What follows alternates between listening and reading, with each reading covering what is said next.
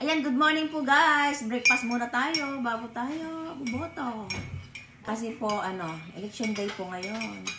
Kaya kailangan po natin ng breakfast.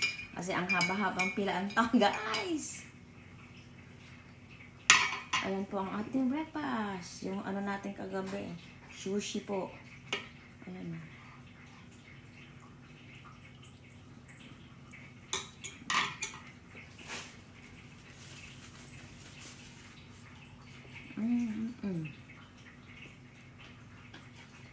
Ang sarap na.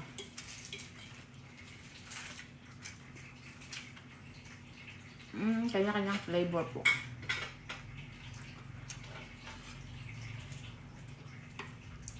Kakain po nito buong isa kakainin. Diba? Ito tayo sa may crab.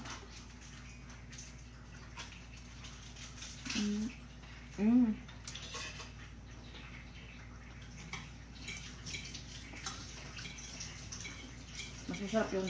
Yung may mangga sa ibabaw.